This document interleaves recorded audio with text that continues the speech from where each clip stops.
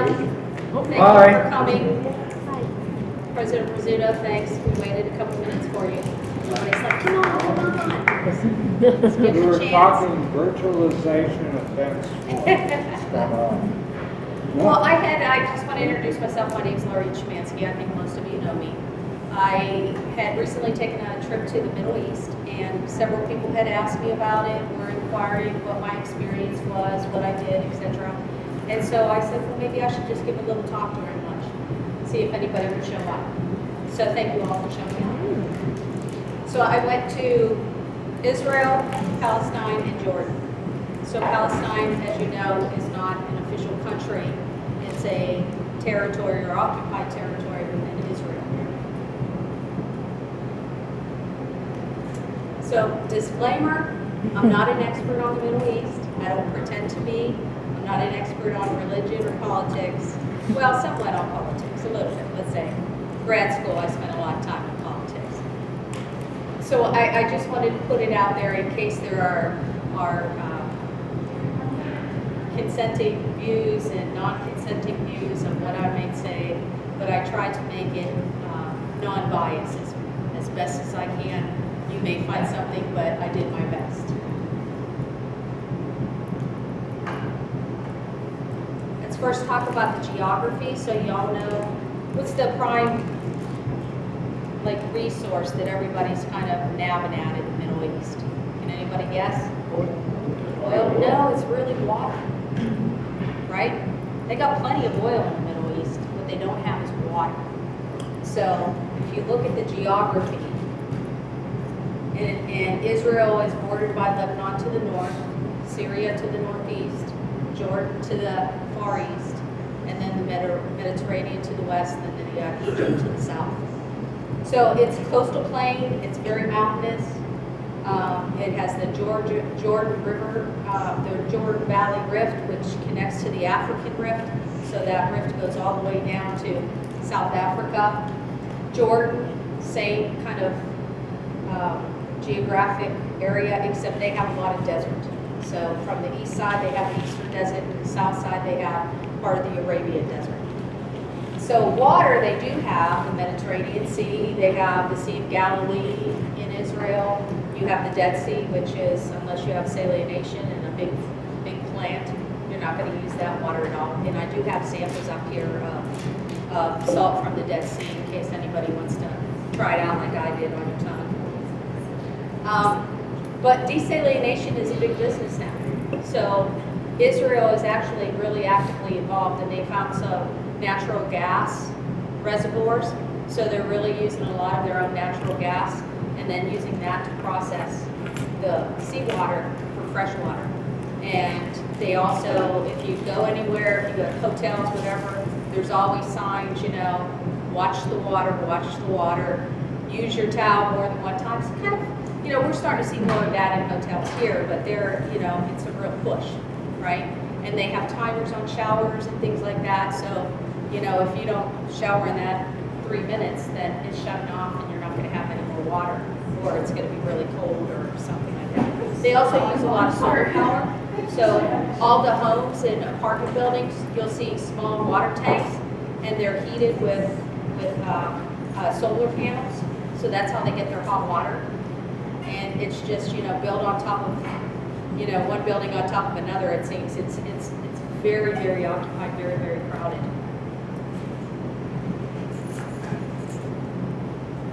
So history, when we go back and we think of the Middle East, you think, for me it was, I thought of conflict, right? I thought of centuries and centuries of bickering and wars and taking, one nation taking over another. So here we have it. Let me get my laser here. So here you have remnants of Roman ruins. So you have a history of, in Israel, the Jews were there, the Hebrews. If you know the Bible and Moses traveled through the desert, and then they ended up in Canaan, and then they explored it and created a homeland. So the Romans ended up driving out all the Jews out of what is now present-day Israel. But you'll see it's sitting on top of cities. So the land of Israel was conquered by Romans and the Christians with the Crusaders, the Muslims in the Ottoman Empire. So the Muslims and the Islam groups kind of separated, and so you had the Syrians were the Mamluks. Am I saying that right, Mohammed? Mamluk? The Mamluks? The Ottomans were the Turks. So all these invasions came one after another, century after century. And forgive me that I don't have this memorized, but it started off in, the 3rd through 7th century. You had switched powers in Jerusalem and in Israel. And so you had the turnover, and then what happens is that you have modern cities around old ruins. So this is Amman right here, and you'll see right in the dead center right here is remnants of an old Colosseum. And so then they just built buildings all the way around it.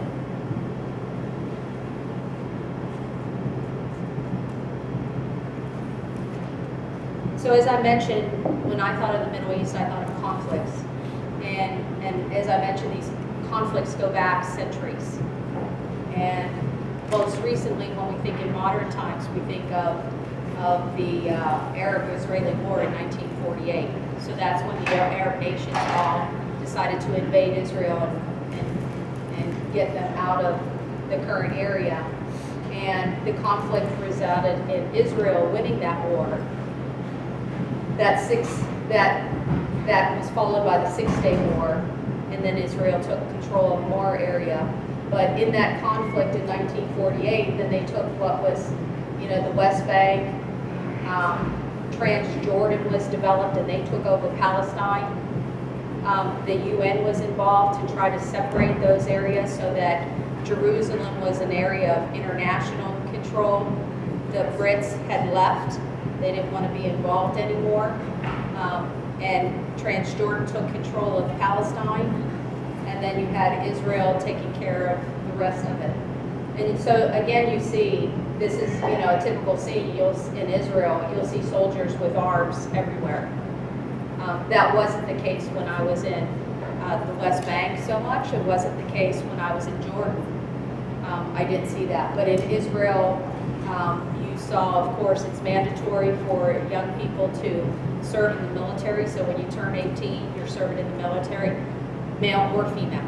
So a woman can get excused if she's going to have a baby, married, or plans on having a child, and they can get special exception and not have to serve in the military. But I was really, I guess, astonished because having been a military spouse for 15 years, I was really used to the American way of the military and the discipline and the respect, and I'm very, what's the word that I'm looking for? Very official, right? And here we had Israeli soldiers, through the ages of 18 to 20, just, taking selfies with their machine guns, during lunchtime and things of that nature. And being a military spouse, I can tell you, if a CEO, a commanding officer, saw one of their soldiers taking selfies with their machine gun, they would be reprimanded and there would be some harsh consequences. So this was really different for me. And looking at, as I mentioned before, a city built on top of city. So here, if you can see the different types of stonework, and one city layer here, another city layer on top of that, and that's all of Jerusalem. And you could dig down, and you'll see, you'll go 20 feet down or 30 feet down, and you might come across two different cities, two different eras. So in the northern part of Israel, I visited a town called Haifa. Haifa is a big port city, and they found a whole city underneath of a city, and they're deconstructing all of that from all the dirt and gravel, and then just reinforcing it so you can go down and enter through the caverns and the caves, and it's very interesting. Yes. Maureen, in connection with that, how many archaeological sites did you actually see? Were there a lot of crews out actually working when you were over there? No. And a matter of fact, in the slide before, where I said the Roman ruins with the real blue side, you see the Mediterranean. it was very interesting that in comparison to other archaeological sites that I've seen in Turkey and other countries, they'll just build right on top of it. So the land space is so valuable that they really don't have time to dig, because they could dig up the entire region and it's one archaeological dig, right? And so when I went to Caesarea, which is King Herod's port city that he built for Caesar, it's just, you have multi-million-dollar homes with, a big Roman hand in their front yard. They were just able to buy the land and all the ruins with it.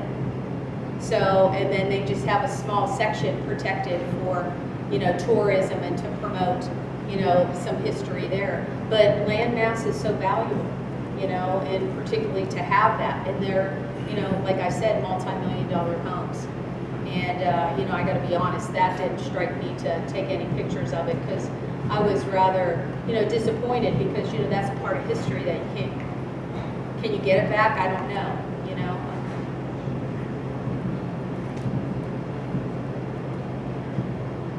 So the politics are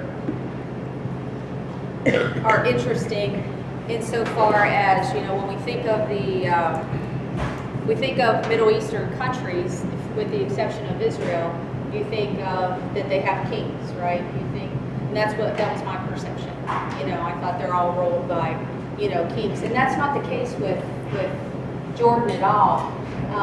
The royal family actually, he takes part in the government, but really they have a legislature, they have a judiciary branch, they have an executive branch, and so they have a prime minister. So it's called a constitutional monarch.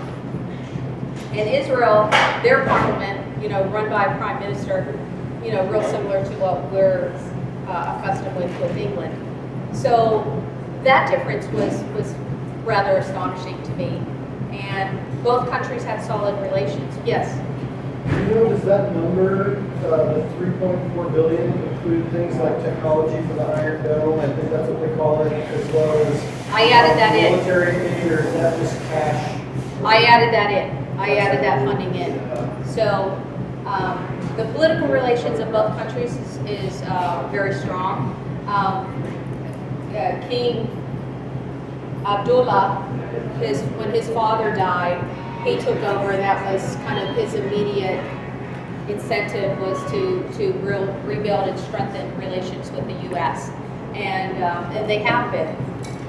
The tensions between Netanyahu and him, that's a different story, and if you look at, I talked about the conflict in the war in 1967, that Israel took over that part of the West Bank, but Jordan kind of ran things for a while. In 1948, I'm sorry. And so then in 1967, Transjordan, and they lost the war. And so all those people, those Palestinians, were used to just running across the border, right? Like we used to do with Canada. So you could have relatives in Canada and just cross the border back and forth. The Palestinians had the same thing in the West Bank. They would just cross the River Jordan back and forth to see the rest of their family. And so when Israel won the Six-Day War in 1967, that all closed off. So families were separated. And even today, it's extremely difficult because they can't travel back and forth. The Jordanian can't go into Israel. It's very, very difficult. I shouldn't say they cannot. I should just say it's very difficult. As I mentioned, when we talk about foreign aid, our total foreign aid budget, this just blew me away. So I was sitting on the airplane next to a young American, Jewish American. He was living in Israel, doing his time in the service. And we were talking about how much money of foreign aid goes to Israel. So out of 50 billion, 3.4. So there's 100, Shelley, help me out, 190 countries, 93 countries, 189 countries in the world. And if they get 3.4 billion, that's a big chunk of change. And that's far different than Jordan. So in the 2015 budget for the president, he's now recommended to up Jordan's budget to 1 billion. And the reason primarily is because of the refugee issue. So with the war in Syria, those refugees have now where? You hear about the Turkish border, right? And they're going into Turkey, they're going into Jordan.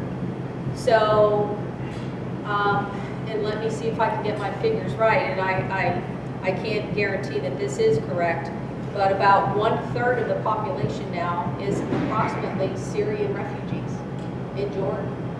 And so then that upsets the entire economic situation in the country because a refugee is going to come in, they're not going to have a job, so the Jordanian dollar has more value than the US dollar. So if you say I'll work for 10 bucks an hour, a refugee is going to come and say I'm going to work for 5 bucks an hour. And so then they have unemployment, and they have issues with, trying to follow the employment laws, etc. So upping that to $1 billion, a lot of that is going to go towards aid for the refugee issue until the problems in Syria are solved. And quite likely, yes. What's the population difference between Israel and I read that and I don't know, but of course there's many more people in Israel than there are in Jordan.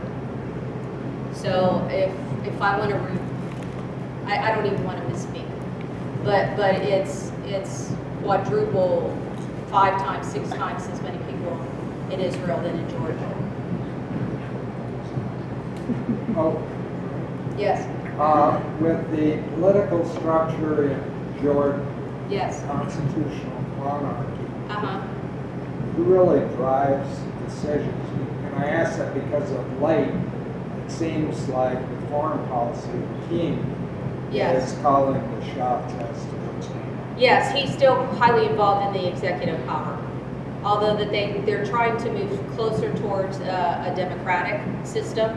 He does have a good amount of say in the government and making the plans. So, for example, I keep forgetting to have this on. For example, I mentioned you've probably seen mentioned in the news with the ISIS had just assassinated a Jordanian pilot. So on Wednesday morning, they actually executed the female suicide bomber that they were holding, thinking that they could do an exchange for that Jordanian pilot. So, and obviously that decision had to come from somebody that say, let's do it now. And speaking with a Jordanian yesterday, him and I had a discussion, and he says, I really wish that my country would have done that. He says, because now it looks like it was an act of revenge.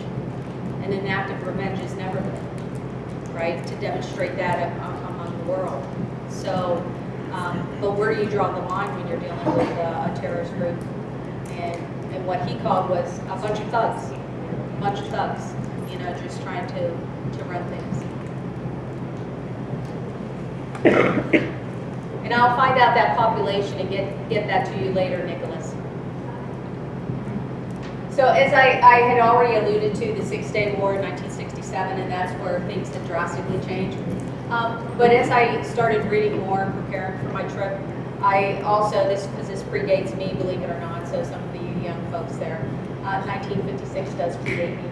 The Sinai War was when Egypt went to war, and that was more over the Sinai Peninsula and that Gaza Strip, which you still hear about in the news, and that is presently really controlled by Hamas. But those conflicts really kept leading up to some really severe issues that we have today. So what I wanted to point out is the West Bank barrier.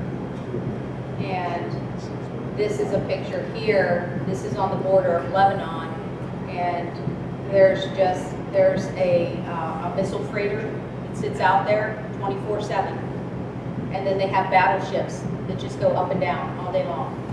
That's their job. And then the sea is parted by buoys, like every 50 yards or something.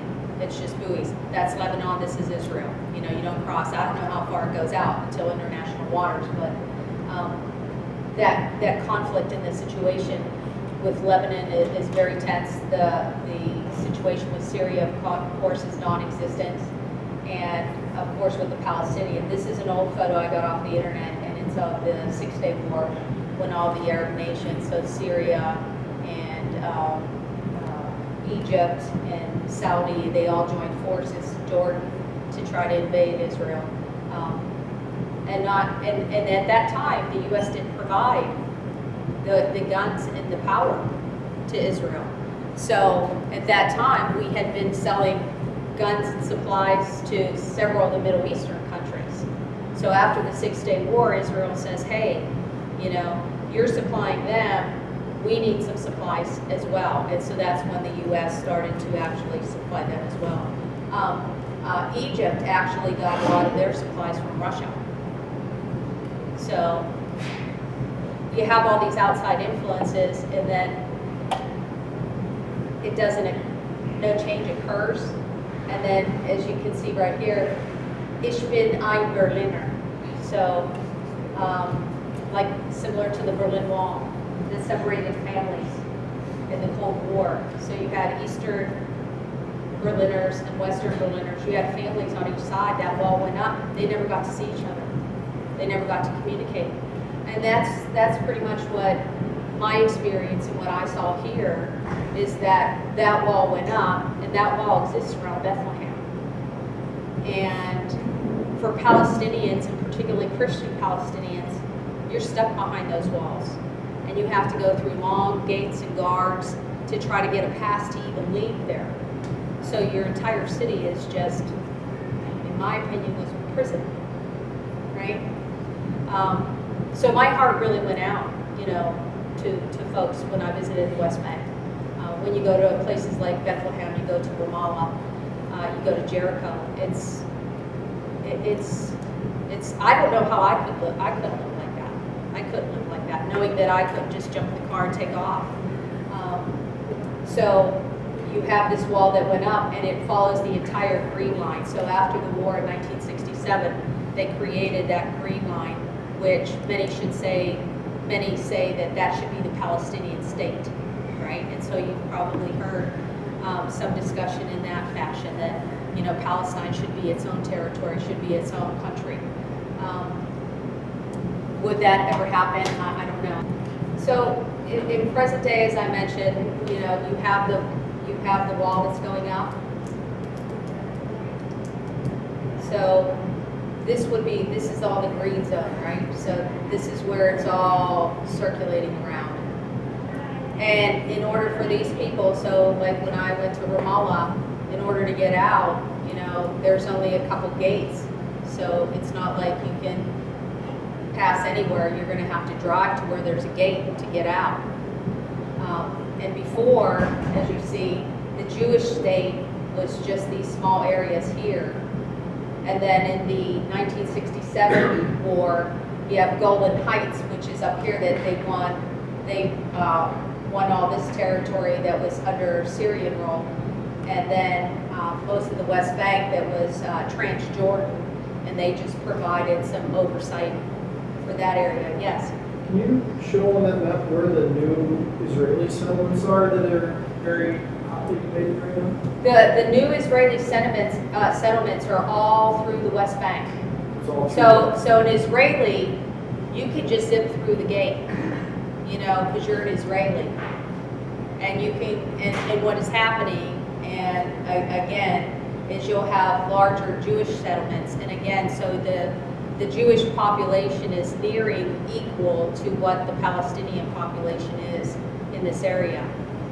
And there's been, and again, when I looked at my sources, I tried to go to Israeli sites, I tried to go to Al Jazeera, I tried to, you know, go back and forth. To get a straight answer, not sure what the truth is, you know, what is the truth? Whether the Israelis come in and they just kick out the Palestinians and take over their homes, or if they just build huge apartment complexes, which I did see in construction down towards here, and they build these large Jewish communities, and then the other people feel unwanted, and then do they leave? I don't know the right truth to those types of questions. But it is a major problem with the settlements here, because as I mentioned before, land and water are a premium, right? And so the astronomical amounts that you have to pay to even own something there are unfathomable to us, particularly like if you're thinking about La Junta and you have a house, you have a yard, or you have a ranch with thousands of acres, you're not going to hear that and see that here. So as I mentioned, that wall circles all the way around here, and I just thought, boy, wouldn't that be terrible if we did build a wall between us and Mexico? And that's just horrible, in my opinion. I just wouldn't want to see that. As I see folks here, I wouldn't want the same in my country. Nor would I want to have to drive, to certain gate checkpoints, and have clogged up traffic like you do on I-70 during ski season. Sorry. Yes. Is the West Bank blocked off on the river there as well? Jordan River? No. They have access to it? Yes, they have access to the Jordan River. So, and Jericho is one of those cities in the West Bank. And they'll have Jewish settlements there in Jericho as well as Palestinian. There's also, other sects within Israel. So one group called the Druze, which is actually an Islamic Muslim type sect, but they really just believe in oneness. So it's kind of on the lines of mysticism for the Judaism. Anybody hear of the Kabbalah? So mystical Judaism or mysticism. So there's different sects around, and there used to be Christians living all around here. The population of Christians within Bethlehem alone, from 2000 to 2014, went from 67% down to 19%. Because they chose not to live under those circumstances with the wall around them.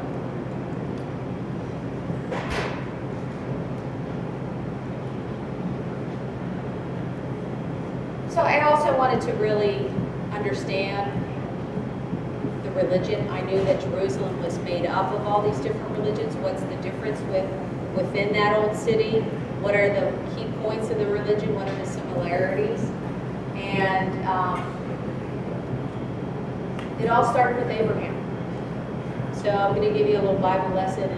And Peggy, right here, please don't correct my. No, you can't. I should do my best job. She's very knowledgeable when it comes to the Bible. But Abraham, just a little Bible lesson here from both Christian and Islam, as well as the Jewish religions. Started with Abraham. He had an older wife called Sarah.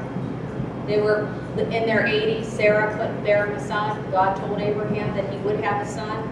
So he was kind of getting worried. So him and Sarah talked, and they said, well, why don't you have a son with their Egyptian slave, Hagar?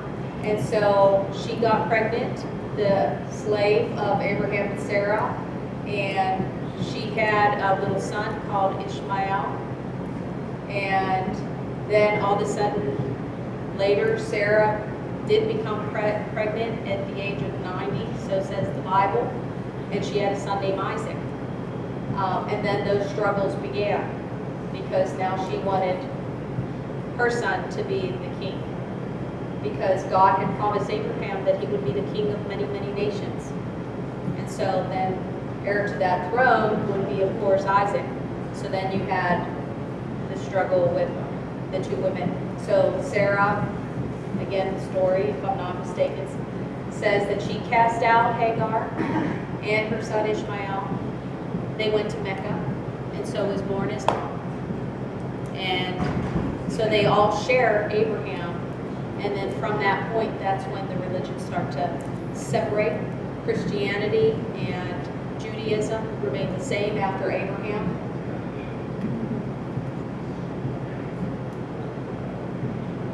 a little bit about the Muslim religion, for those of that you may not be familiar with. They also believe in one God, right? They don't believe in worshiping any deities.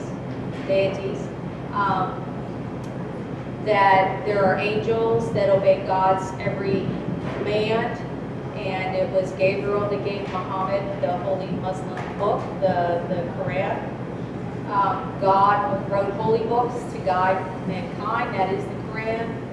They believe in prophets sent by God. They share the same prophets as the Christians, Moses, Abraham, and Jesus. So this is another difference between Judaism, is what they have Moses, they have Abraham, but they do not believe that the prophet was Jesus. There's a day of judgment, and Muslims have Islam and revealed for over 1,400 years.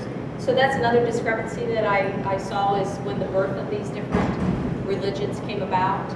So one religion will say, ours is, 2,000 years old. Another religion will say theirs is, 5,000 years old. So again, it was from which source I was reading it from.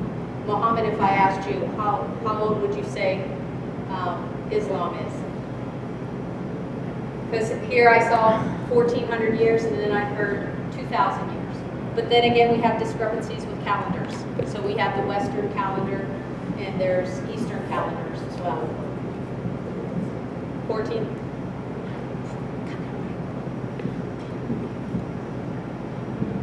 So I also wanted to show, some different types of pictures that you would see there. And so you see these groups living together, and this one, in fact, is in Bethlehem. So you see Christian fathers and monks walking around the streets. I saw many Arabs. The only Jews that were there were the military force, and of course I went on Christmas Eve.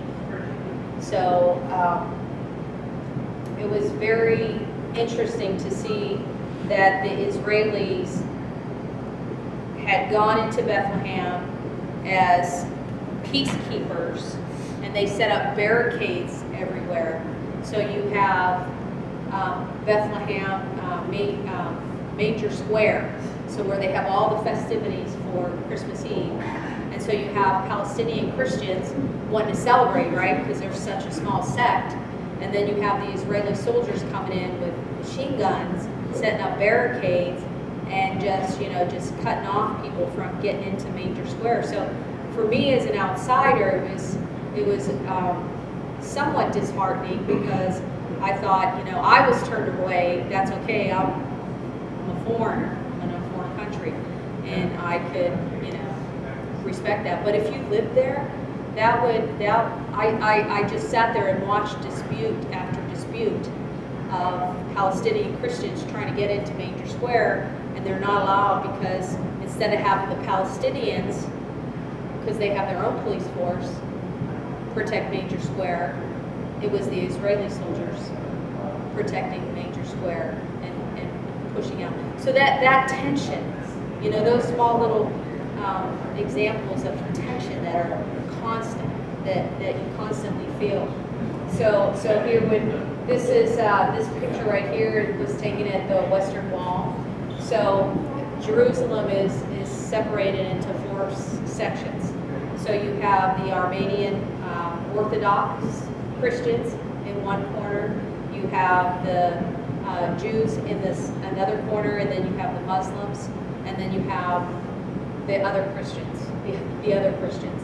So the church broke off from the Greek Orthodox to what we usually have here in the U.S. of Western Christianity. And if you go to the Western Wall, why is it so important?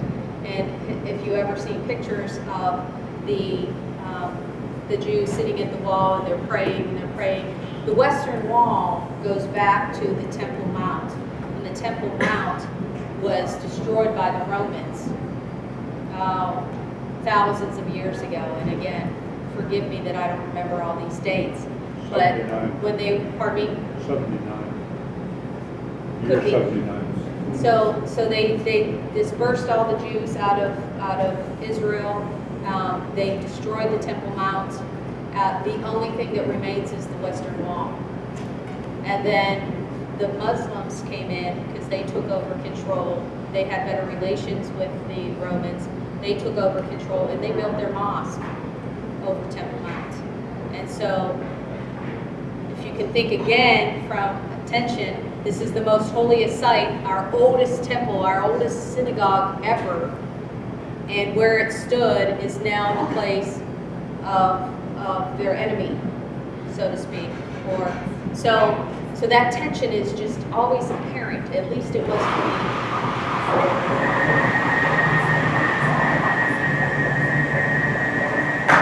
Now, if we again look at those similarities, so the Christians believe that Jesus was the Messiah, Son of God. So they, just like in Islam, they believe Jesus was a prophet. The importance of Christianity, the crucifixion and resurrection. In Islam, they believe that Jesus did get crucified, but he did rise from the dead. He was crucified, he went straight to heaven, as did Abraham and their prophets, Muhammad. Christians believe in one God, but that God has three elements, and that's the Father, Son, and the Holy Spirit. Christians also worship in churches. They have spiritual leaders, priests, and ministers, and the Christian book, of course, is the Holy Bible. And Judaism originated 3,500 years ago, and they trace their history back to Abraham, as do the Islam. I keep looking at you like for approval. The Jews believe in one God as well. They have an independent soul covenant with God. They believe in God's laws in trying to bring holiness in every aspect of their lives. The most important document is the Torah for the Jews. Their spiritual leaders are rabbis. They worship in synagogues. But what stood out to me is probably that they try to bring holiness into every aspect of their lives. So as you hear about any religion, you always have the most conservative and you have the most liberal, right? So you have that in all three of those religions. So you'll have the Muslims that are very conservative. You'll have the Jews that are very conservative. They're usually called the Orthodox or Hasidic Jews. And for example, we talk about the Muslim women having to wear, help me out with the word, starts with a B, the burqa. Thank you very much. They have to wear the burqa. In some conservative countries, they'll cover their face. They won't cover their face. But the Orthodox Jews, the women as well, they can't show their hair in public. So they wear wigs, or they shave their head bald and wear a wig. They can only wear dresses, and long dresses, and nylons. And so again, for me as an outsider, I was like, but it's so similar. So why can't we all just get along? You see all these similarities. They begun in that similar origin and just started to transgress and become enemies. So again, did you know that Judaism is the original of the three Arabic faiths, Abrahamic faiths, and Christianity and Islam are also as part of that. As I mentioned, it all started with Abraham. So some more pictures, again, representative of the religions. I spent some days of Hanukkah in Tel Aviv, and again, if you go down to the south here in the U.S. and you find a small town that's they're strong Baptists, that's going to influence the town, right? If you go to Boulder, where some would say that there may be a lack of God, right? I don't know, I'm joking. Then it's more liberal. So same here, Tel Aviv, it's on the coastal plain, it's a metropolitan city, it has beaches, it's fun, a lot of international folks come in and out, so it's much different. So in Tel Aviv, it was really cool. We could hang out, talk about religion. There wasn't animosity. You had all different sorts of folks together, just enjoying the day and celebrating the festival. And then here's a Muslim man, a Palestinian, serving coffee. Coffee is a very important tradition, you know, sharing it among friends.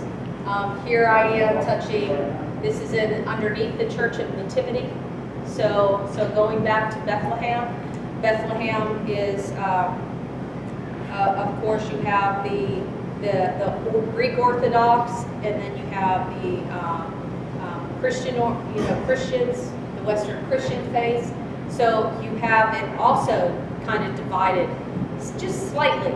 So the Church of Nativity was built around the time of Constantinople, and it's the Greek Orthodox built a church where it used to stand because it was burned down during the Crusades. And so what they did is they saved a part of that cave where supposedly Jesus was born. And I'm going to say supposedly because I have Mr. Warren McClure here in the audience who, you know, I don't want to get into a debate with him right now. So you can touch it. And for me, visiting this area was a part of, you know, a spiritual quest for me, you know, and I thought where to go but to the place where so much of it all started. And so it was very intriguing. You know, people just line up for hours and hours and hours to just touch that rock. I didn't feel the Holy Spirit, Elliot.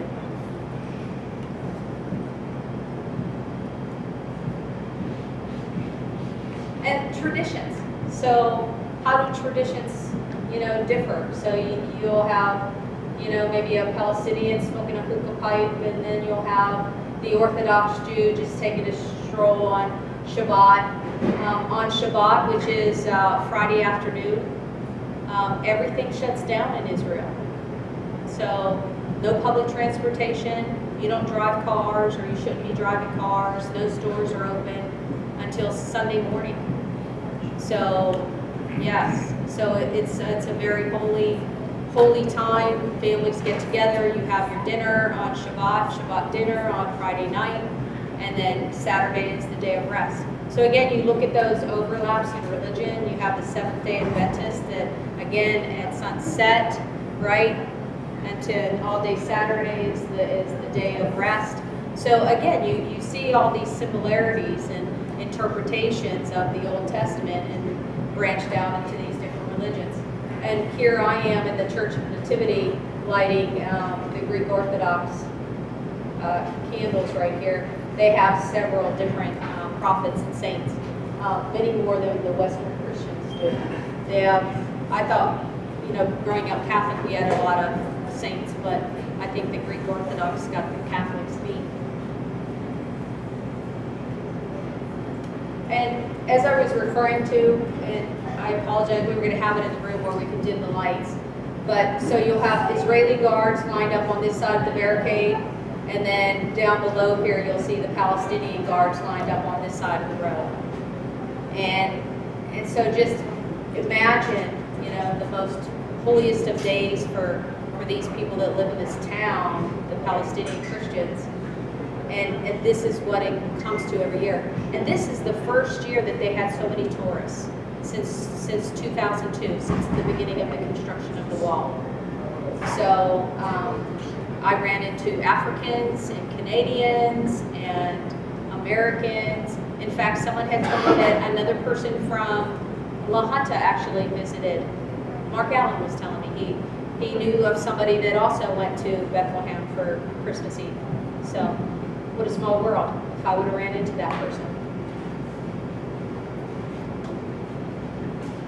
So again, the similarities are so constant, but yet they seem so different and so far apart that how could they ever come together to an understanding? So when I think of resolution, I think for me, international humanitarian law,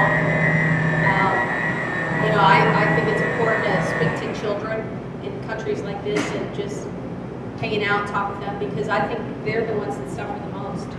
You know, the young Palestinian child or the young Jewish boy that's living outside the West Bank, you know, and will they ever encounter a suicide bomber, you know, that comes into their town? So is the answer a Palestinian state?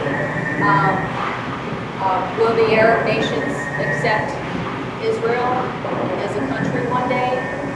I don't know.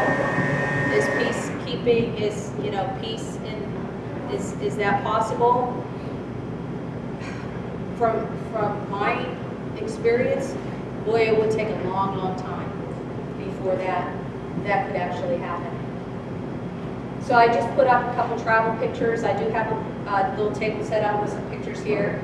So you ask me, boy, Lori must make a lot of money as director. No, really, I don't. But this is how I travel. I stay in youth hostels and I sleep in bunk beds, okay, in a dorm room with like 4 or 6 or 8 or 12 people. And we share a bathroom down the hall. So, nothing extravagant, you may have access to a washer and dryer, maybe a hair dryer, or a little kitchen where you can cook up some soup or something. So that's how I afford it. And I've paid as low as $7 a night for a youth hostel. And they're usually filled with young people, I gotta say, like our average age of our OJC student. So when they see this old lady coming in, they're like, oh, hi. Oh, hi. This is a Palestinian family that I met, and I really wish I spoke some Arabic because I really wanted to ask where that little boy got that big scar on his head, if anything happened to him. But I always like to take a lot of school supplies, notebooks, pencils, crayons. I took a couple coloring books, and I made sure that I was trying to be politically correct, and I didn't take like Disney or, I was like just strict animals, something that, would have no religious or political, content to it. And I just gave them away in the souk, which is the marketplace, and when I encountered people on the street. And of course, my love for baking.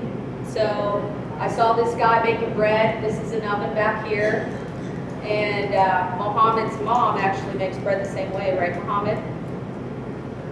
And what they do, this is a pillow.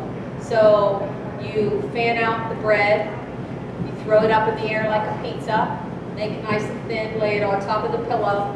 Then you take the pillow and you smash it up against the sides of the oven. And then way down here is where you have the hot coals. So it's just the heat inside the oven that'll cook the bread. This is the crossing from Israel into Jordan. I must say that was probably one of the most negative experiences of my whole trip is trying to cross the border, not so much from one country into the other, but leaving Jordan and trying to get back to Israel. So I would recommend if you want to go to Jordan, you want to see some nice ruins, flying to Amman. It's very tense. We had one gentleman that had, dark skin, had a funny last name, but was an American, and he was interrogated by one person, by another person. I had to go through a strip search because I have knee replacements. So it was a different experience, that's for sure. But in Jordan and in Egypt, you're assigned a policeman to be with you. Anytime there's a tour that contains an American or a European, a policeman is assigned to that tour. And depending on how many Americans there are, there may be 2 or more. So the entire time that I toured through Jordan, which I felt no pressure or tension whatsoever. There was a policeman with us all the time. I felt more pressure in Israel. But kids will just be kids. Kids are out there playing and, writing graffiti and,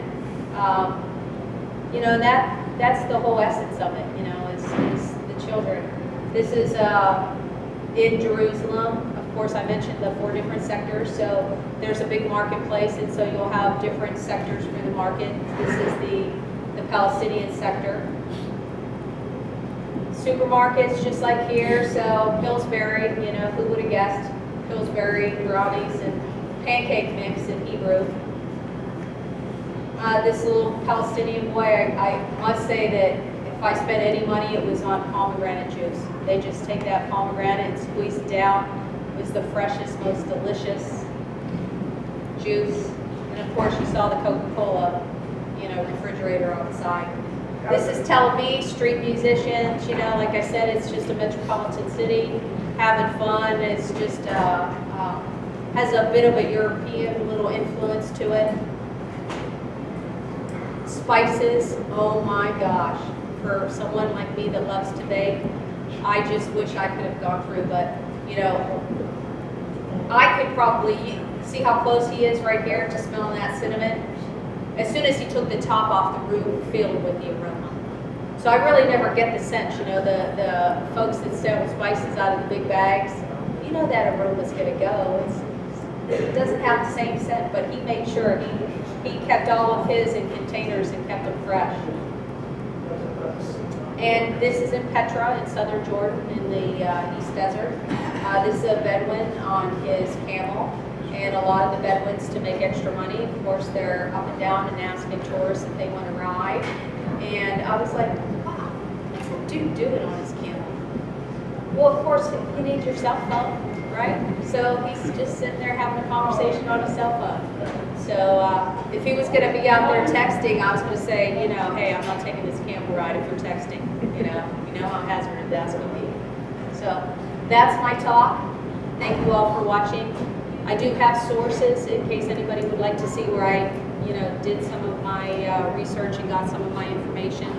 Although, again, my disclaimer is I don't claim to be an expert. I just wanted to share my experience. I would recommend travel to anybody.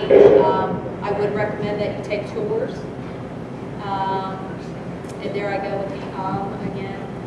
If you have any other questions, just let me know. I did bring some salt from the Dead Sea and some soil from Bethlehem and some sand from Petra, so it's pretty interesting. Take a look. Any questions? No?